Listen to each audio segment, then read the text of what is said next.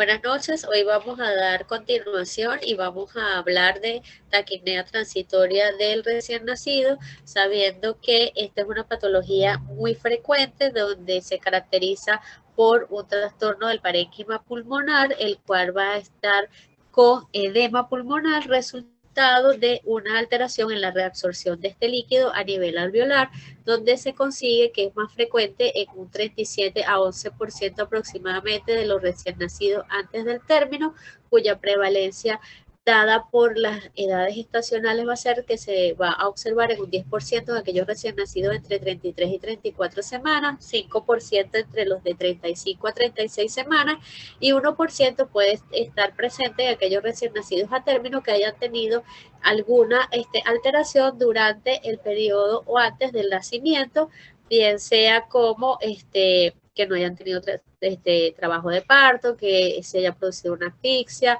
un retardo de crecimiento en los macrosómicos, etc. Acá tenemos una imagen donde vemos qué es lo que ocurre a nivel del alveolo y lo que debe suceder con los canales de cloro y de sodio para cambiar de un epitelio que es al principio de la gestación secretor, donde vamos a ver cómo entra el cloro a través de los canales hacia el alveolo y posteriormente por la actividad del trabajo de parto, que puede ser tan inicial ese cambio a nivel de la parte celular y a nivel de la parte hormonal en nuestro alveolo, que nos lleva a que se ocurra la reabsorción de este líquido. Entonces esto va a estar caracterizado porque va a haber una mayor expresión de los genes de los canales de sodio a nivel epitelial. Vamos a ver que también actúan los canales de la coporina 5 y va a haber la liberación de catecolaminas, donde todo esto va a llevar a que este líquido pase a la vía sistémica a través de los vasos perialveolares y a la parte linfática y pueda ser drenado este líquido.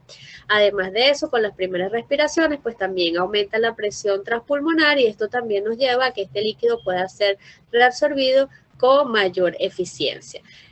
Todo esto, pues, en aquellos pacientes que son a término y cuyo proceso haya tenido un trabajo de parto, mientras que en aquellos pacientes que están cerca del término o que son pretérmino o que nacen por cesárea sin trabajo de parto o en aquellos pacientes que son límites, pues podemos ver una taquipnea que puede ser autolimitada y leve. Sin embargo, hay otros tipos de pacientes que pueden presentar una mayor expresión de la enfermedad, donde la caracterización de esta va a ser por una frecuencia respiratoria elevada, que es lo que llamamos taquipnea. Generalmente puede estar o no acompañada de dificultad respiratoria, teniendo que estas respiraciones son mayores de 60 por minuto y que pueden en algunas circunstancias pasar de las 100 respiraciones. Puede estar o no acompañada de quejido expiratorio, de cianosis y de retracción. Es poco común verlas en la mayoría de los pacientes que ingresamos con taquipnea, pero cuando esta se presenta, entonces es una forma más severa de esta patología. La clínica se puede agravar en las primeras horas de vida, iniciando inclusive en el momento de nacer o siendo más evidente a las 2 horas y ya está más evidente entre las 6 y 8 horas para estabilizarse posteriormente y podemos hablar entre unas 24 y 72 horas.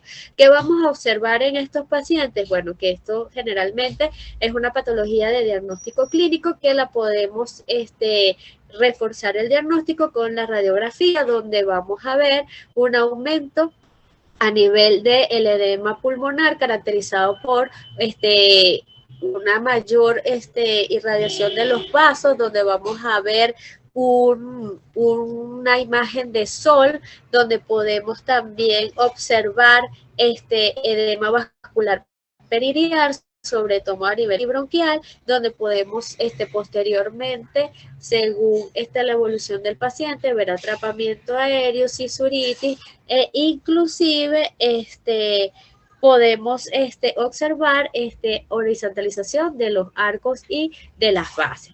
Esto es una patología que anteriormente se llamaba pulmón húmedo y que de acuerdo a cómo vayamos observando la evolución con la presión continua en la vía aérea, pues entonces nosotros vamos a observar cómo es el cambio radiológico que vamos a ver en estos pacientes a medida que ese líquido alveolar se va eliminando, se va reabsorbiendo, y entonces como esa silueta cardíaca que puede evidenciarse como una cardiomegalia leve o como un elongamiento de la silueta cardíaca, posteriormente se va disminuyendo y entonces va aumentando lo que es el volumen pulmonar.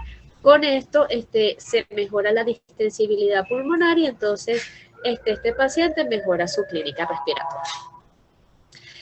Como les dije anteriormente, bueno, la clínica se puede grabar entre las primeras 6 y 8 horas para estabilizarse posteriormente.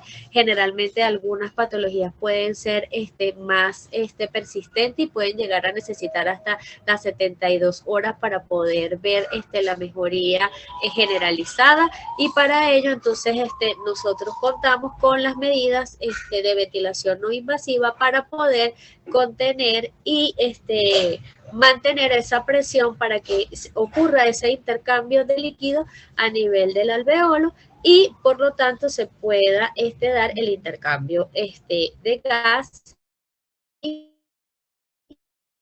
su clínica. ¿Cuáles son los factores de riesgo que van a estar asociados a esta? Bueno, la cesárea sin trabajo de parto, la prematuridad, los retardos de crecimiento intrauterino, la diabetes materna, las asfixias, el sexo masculino, aquellos pacientes en los cuales pueden tener otras alteraciones infecciosas durante el embarazo, inclusive hasta estar relacionado en algunas literaturas con ruptura prematura de membrana.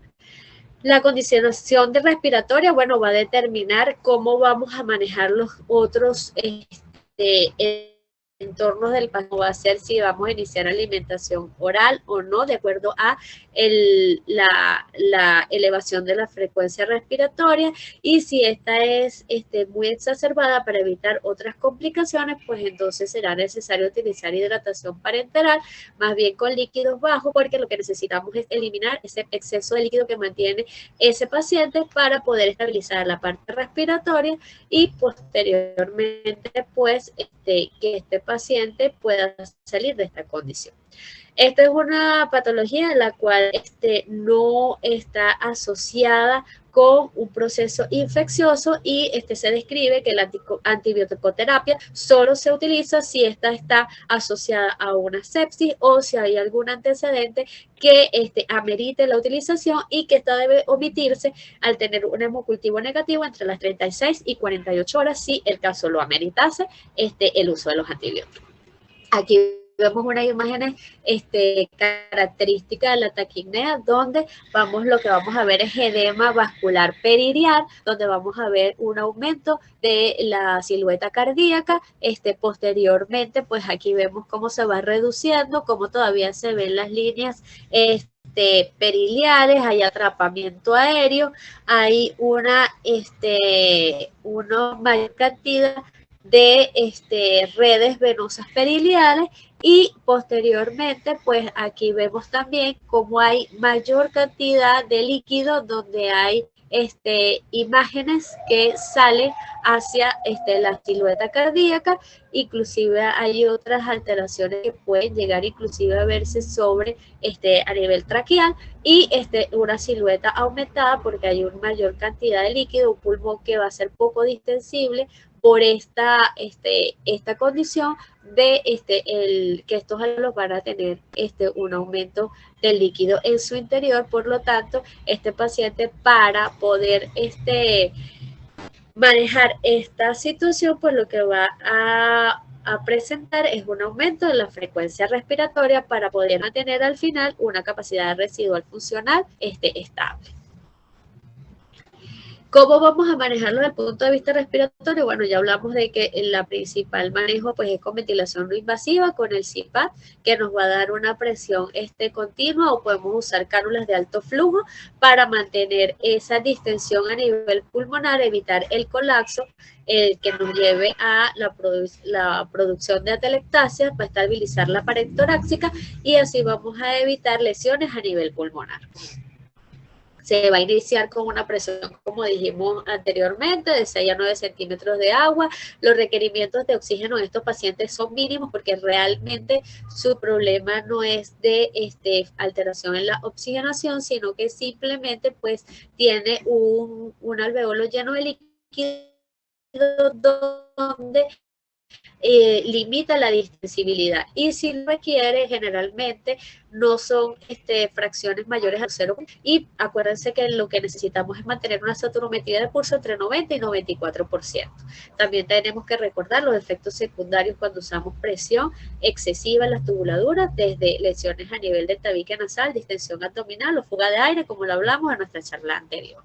Aquí, para nada más hacer recordatorio, cómo es el sistema del CPAP burbuja, donde tenemos el mezclador.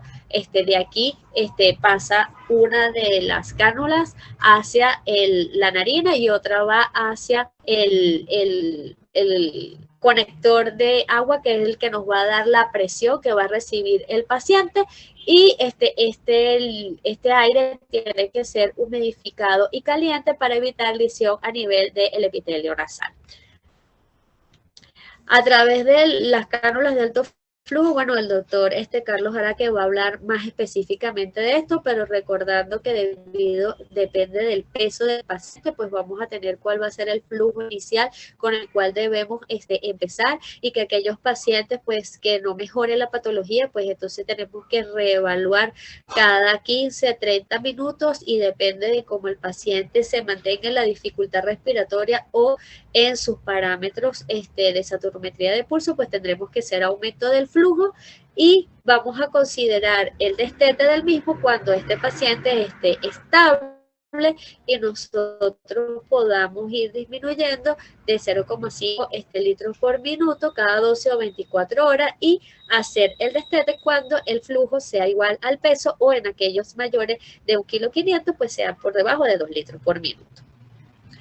Aquí vemos un algoritmo de cómo debe ser el manejo de la taquipnea. Bueno, vamos a tener aquí cuál es la clínica que vamos a presentar, que va a presentar el paciente, que va a ser una respiración mayor de 60 por minuto, puede estar acompañado de quejido expiratorio audible, puede tener retracción o no, aleteo nasal, cianosis, y lo que sí va a estar presente es un esfuerzo respiratorio acompañado de la taquipnea en la mayoría de los casos.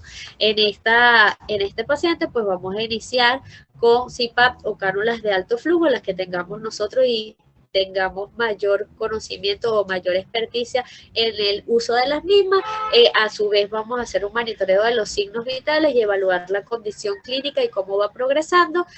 A su vez en esto vamos a iniciar con una presión de CPAP entre 6 y 8 centímetros de agua, titular el oxígeno para tener una saturometría entre 90 y 94%, recordando que tiene que ser humidificado y tibio. Generalmente estos pacientes no ameritan fracciones de oxígeno mayores de 0,40, y posteriormente pues entonces lo que vamos a hacer es esa evaluación clínica para verificar si la presión del CPAP es la adecuada, si está bien colocadas las tubuladuras para disminuir las lesiones, ir disminuyendo la presión de acuerdo a cómo está estabilizado nuestro paciente, disminuir el aporte de oxígeno para también evitar lesiones por el mismo, y para no pasarnos de nuestra meta de saturometría, y monitorizar los signos vitales para nosotros saber cómo va evolucionando nuestro paciente. A la vez podemos hacer una radiografía de tórax que nos va a confirmar el diagnóstico, donde vamos a ver esa imagen de sol, donde va a haber edema vascular periliar, podemos haber atrapamiento aéreo, sisuritis o unos pulmones hiperinsuflados. La gasometría realmente pues no es una indicación sine qua non para esta patología, pero podemos ver acompañamiento de hipoxia y aumento de la PCO2, realmente de acuerdo a la clínica del paciente. La hidratación versus la alimentación pues va a ser la que nosotros consideremos según la clínica que presente el paciente, y depende del esfuerzo respiratorio.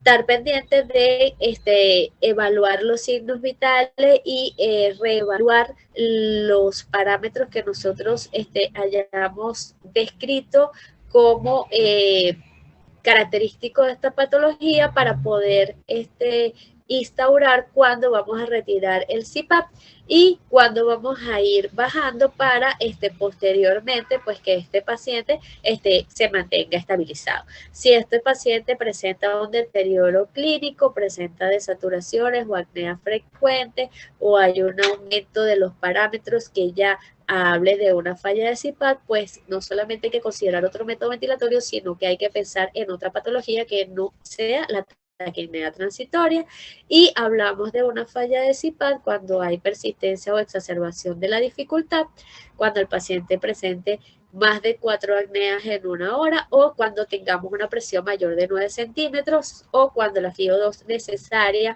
para mantener los parámetros de saturometría sea mayor a 0.50, y ya aquí nosotros entonces deberíamos estarnos planteando otras posibilidades diagnósticas que no es la taquipnea transitoria del recién nacido. Bueno, muchas gracias por su atención y posteriormente va a seguir con ustedes el doctor Carlos Jaraque hablándolo de cánulas de alto flujo. Cordiales saludos, distinguida audiencia, para continuar con las actividades académicas del capítulo de neonatología de la Sociedad Venezolana de Puericultura y Pediatría. Vamos a conversar sobre cánulas nasales de alto flujo. La dificultad respiratoria es un problema común que se observa en recién nacidos tanto prematuros como a término. El uso apropiado del soporte respiratorio puede salvar vidas de estos bebés. Si bien la ventilación invasiva es inevitable en algunas situaciones, la ventilación no invasiva puede ser suficiente para salvar las vidas de estos recién nacidos. La mortalidad neonatal ha sido influenciada a través de los años por innovaciones en los cuidados respiratorios de recién nacidos. Entre ellos se destacan oxigenoterapia, tubo traqueal, ventiladores, CPAP, uso extendido de esteroides, alta frecuencia oscilatoria, óxido nítrico, resucitador en PST y finalmente la última innovación que ha influido sobre la mortalidad neonatal es el alto flujo por cánulas nasales. Este actúa proporcionando gases inhalados a flujos más altos que el flujo de demanda inspiratoria. El alto flujo por cánulas nasales conduce al lavado de las vías respiratorias superiores, reduce el espacio muerto fisiológico y disminuye la resistencia de las vías respiratorias nasofaringeas. También proporciona una presión expiratoria final positiva que es variable y esto reduce el trabajo respiratorio. Esta variabilidad es un recién conocimiento, pues al inicio se pensó que no había forma de variar la presión que generaba el flujo. Como la administración del alto flujo por cánula nasal requiere una punta nasal holgada, la administración de presión no es considerable ni confiable para estas evaluaciones. La terapia con cánula nasal de alto flujo se ha adoptado rápidamente y se usa cada vez más en bebés prematuros. Los mecanismos de acción de ellas son poco conocidos. En estudios anteriores se han encontrado resultados contradictorios, se han utilizado metodología variada y se ha incluido muy pocos lactantes con un peso menor de 1000 gramos. En la actualidad, se cree que la reducción de la ventilación del espacio muerto es uno de los mecanismos de acción del alto flujo por cánula nasal, pero no se ha demostrado este efecto fisiológico en los lactantes prematuros. Recientes estudios han evaluado los efectos fisiológicos en un rango de tasas del flujo que va de 2 a 8 litros por minuto en recién nacidos prematuros, incluyendo un número sustancial que pesaba menos de 1000 gramos. La presión de las vías respiratorias generada durante el alto flujo por cánula nasal depende de múltiples factores, incluido el aumento de la tasa del flujo, y se demostró una variabilidad considerable, como ya se había comentado. Los efectos fisiológicos de alto flujo por cánula nasal influyen en la reducción de la ventilación del espacio muerto, en la frecuencia respiratoria y una mejor oxigenación. Los tres componentes importantes del alto flujo por cánula nasal incluyen un generador de flujo, un mezclador de aire y oxígeno, un calentador humidificador, y esto se ha visto que ha ganado popularidad ante la facilidad del uso, de armar el circuito, menor trauma en el área nasal y mayor comodidad para el recién nacido. El alto flujo por cánula nasal se administra con equipos de diferentes marcas. Aprovecho la oportunidad para salvar la responsabilidad sobre los nombres que puedan aparecer, nombres comerciales que puedan aparecer durante esta presentación. Entonces, también puede utilizarse un circuito de CPAP en el cual se le extrae la rama expiratoria. Los flujos que vamos a usar en los recién nacidos van entre 4 y 8 litros. Los gases se administran a 37 grados y la humedad es al 100%. La evidencia actual sugiere que el alto flujo por cánula nasal en todas sus indicaciones no aumenta el riesgo de fracaso del tratamiento o la necesidad de ventilación mecánica en comparación con el CPAP. Además, hay una disminución significativa en el traumatismo nasal. También se ha demostrado que el alto flujo por cánula nasal tiene un mayor riesgo de fracaso del tratamiento en comparación con técnicas más avanzadas como es el BiPAP y la ventilación a presión positiva intermitente.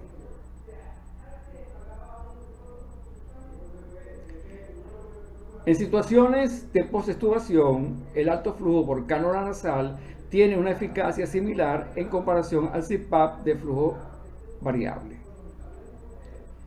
Cuando se utiliza el alto flujo por cánula nasal como reducción del destete del CPAP, se observa una reducción significativa de la edad postmenstrual. Quiere decir que a menor edad pues tiene utilidad este método. Pero sin embargo, hubo una duración significativa de la duración del oxígeno en caso de destete.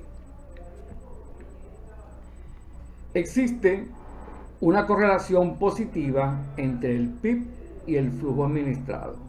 En promedio, el PIB aumenta 0,6 centímetros de agua por cada incremento de 1 litro por minuto. La PIB generada por flujo de 6 litros por minuto fue mayor que la generada por 6 centímetros de agua de un CPAP. La dispersión de datos entre la presión positiva nasofaríngea y al final de la expiración el flujo administrado se mantiene constante hasta los 6 litros por minuto. Noten que después de 6 litros por minuto la dispersión es mayor, lo cual no asegura una adecuada correlación. El efecto de la posición de la boca es importante porque la presión expiratoria generada por el método ventilatorio de alto flujo por cánula nasal aumenta con la boca cerrada. El peso se correlaciona negativamente con el PIB y el promedio disminuye 0,7 centímetros de agua por cada kilo de aumento. Sin embargo, la PIB generada fue mayor en los lactantes más pequeños en todos los flujos comparados con los niños más grandes. Esta es una característica importante donde se demuestra que los recién nacidos, mientras más pequeños, este sistema puede ser efectivo, pero tenemos que ser vigilantes de las presiones que son mayores que en los niños más grandes. El efecto del alto flujo por cánula nasal sobre el volumen corriente, la ventilación y el incremento de los gases es positivo y se observa que hay una mejoría en todos los niveles. Comparando el CPAP de 6 centímetros de agua con un flujo de 8 litros en las cánulas nasales de alto flujo, genera la misma presión expiratoria. Como resultado de ello, pues nos da una adecuada evaluación y un adecuados niveles del volumen corriente, de la tensión parcial del CO2, de la saturación parcial del oxígeno y de la frecuencia cardíaca, pues son similares. Existen publicaciones con guías de uso del alto flujo por cánula nasal, donde se considera el peso, el flujo a administrar, también la escalada, destete y retiro.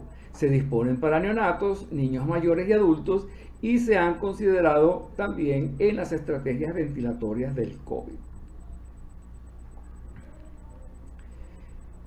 En una acción conjunta de la Universidad de Washington y el Hospital de Niños de Seattle, realizaron con éxito la implementación científica del sistema de alto flujo con cánula nasal en el Instituto de Salud del Niño en Lima, como una demostración de la aplicación del método en países con recursos reducidos.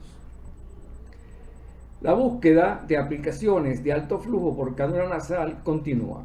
Sigue siendo un reto y se ha establecido una ruta de investigación que tiene como objetivos diversos escenarios importantes con posible aplicación del método. Soporte para la intubación con el fin de disminuir los severos efectos secundarios que ocurren durante el procedimiento como bradicardia y apnea. Comparar la efectividad, beneficio y debilidades de diferentes marcas para poder hacer las recomendaciones respectivas. Estabilización en la sala de partos para evitar la tasa de intubación y de administración de CPAP.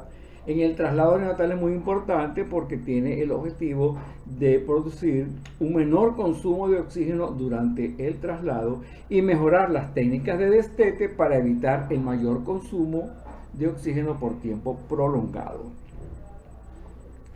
A continuación, un video explicativo de cómo armar correctamente el circuito para ventilación de alta frecuencia por cánula nasal para finalizar esta exposición y luego quedar abierto el tiempo de preguntas y respuestas.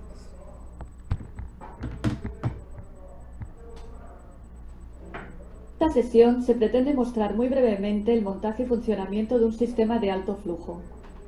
El sistema de alto flujo es un dispositivo a través del cual aportamos al paciente una mezcla de oxígeno y aire. Esta mezcla le llega húmeda, caliente, 37 grados, y con una cierta presión positiva. Comentar que hay otras patologías y problemas respiratorios, aparte de la bronquiolitis, en las que está indicado la administración de oxigenoterapia mediante alto flujo. Un calentador, un kit de alto flujo, agua de humidificación, tubos de aspiración y gafas nasales específicas.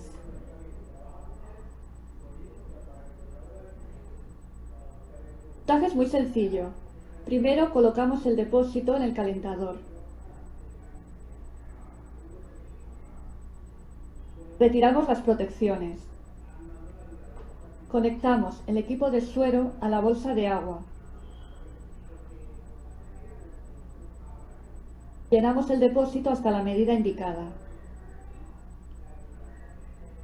En una de las salidas del humidificador conectamos la pieza blanca, que contiene una válvula de seguridad. En esta pieza se conecta primero el tubo de aspiración más corto, seguido de la conexión en I, y a cada extremo de esta los otros dos tubos de aspiración. Uno de ellos irá conectado a la toma de oxígeno y el otro a la toma de aire. En caso de tener mezclador de gases, solo es necesario un tubo de aspiración. En la otra salida conectamos la tubuladura azul más larga, que en su interior tiene una resistencia en forma de espiral. El cable gris con terminación amarilla tiene una terminal en forma de trébol que se encaja en el adaptador que tiene la tubuladura azul al salir del humidificador. Esta terminal calienta la resistencia de dicha tubuladura. Queda otra terminal anulada que se utilizaría en caso de conectar a un respirador. El cable gris con terminación azul tiene dos ondas que registran la temperatura de la mezcla de oxígeno y aire. Una de ellas, en forma de T, mide la temperatura a la salida del humidificador y la otra sonda mide la temperatura en la parte más distal de la tubuladura, que es la más cercana a las gafas nasales.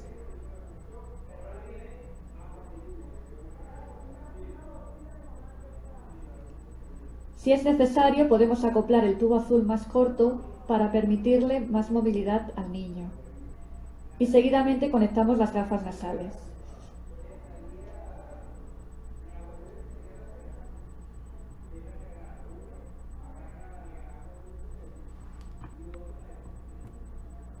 Muchas gracias por su atención y quedamos atentos a las preguntas e inquietudes.